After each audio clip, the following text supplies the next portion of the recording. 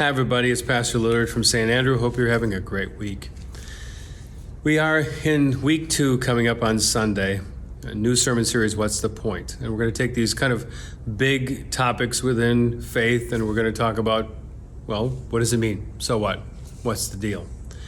This week, we're living into and about the topic forgiveness. And boy, forgiveness is such a big topic. It's such a big thing in life. It's such a wonderful thing to receive. It's more difficult to give. But maybe they should be more interrelated than they are. Now, I'm not going to give you some kind of secret that it can unlock being forgiving, because if I could do that, if I would write a book about that, I would be world famous. But alas, I don't have that kind of intel or knowledge or expertise. At the same time, I've been thinking about forgiveness, about what it is to get it, but also how difficult it can be to give it. But maybe the two should be more related. Here's what I mean. When we come to worship, at least at St. Andrew, because we're Lutheran, we welcome you to St. Andrew Lutheran Church, and we say hi, and then we get right into it, and then we confess our sins. Let's just begin by saying, we did it. God, you saw it. It's cathartic for us to just get it off our chest. And we will say things like, we are captive and bondage to sin, and we cannot free ourselves. We've sinned against you in thought, word, and deed, but what we have done and left undone. And we can say that fairly freely, and we say that out loud in the presence of brothers and sisters and people we know and people we don't know. We did it. We're sorry. And we are. And then just immediately, right after that, one of the pastors will say, by the power invested in me, and because Christ is always forgiving and loving, you can forget about it. You are forgiven. Gone. Tabula rasa. Control, Alt, Delete, gone. Just like that. And we're thinking, well, that went well. It's hard to confess that we sinned, but yeah, quick. Really quick, really easy for us. Jesus had to do the forgiving. And then part 2, let's say when we hurt someone we love, someone we know, someone we work with, and they're hurt, and we've trespassed, we've sinned against them. There can be part of us that after we apologize and after we contritely say, I'm sorry and I didn't mean it, and I'm sorry I hurt your feelings, that there's a part of us that kind of looks at our watch and kind of looks at the calendar and thinks, this is taking a long time. I didn't mean it. Why are you lingering so much? That can't you just forget about it? In church, it just happened so fast.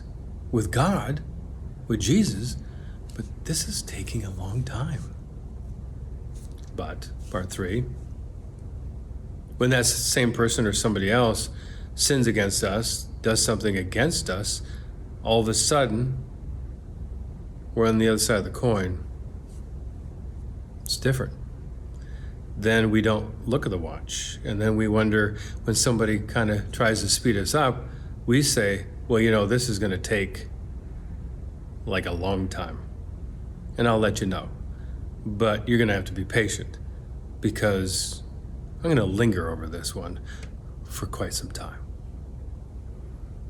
But maybe they're supposed to be more connected, that those who are met with mercy are merciful, that those who are met with forgiveness are forgiving, that those who are met with abundant and overwhelming love are abundantly loving and always, always quick to love and care.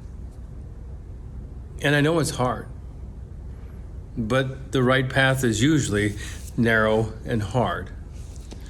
I think about the parable where a man owes money to a king, and the king says, well, you owe me money, so pay up. And the guy who owes money says, well, I got nothing. I can't. And the king says, forget about it. I'll just write it off as a loss. We're good. Well, that same man who was forgiven goes and he sees a man who owes him money, And he says, pay me. And actually the amount he owed was a whole lot less than this guy who owed the king, yet was forgiven. And in the story, the guy says, you who can't pay me, go to prison. And the implied meaning is, when you're forgiven, in this case by the king, then you are called to be forgiving to others.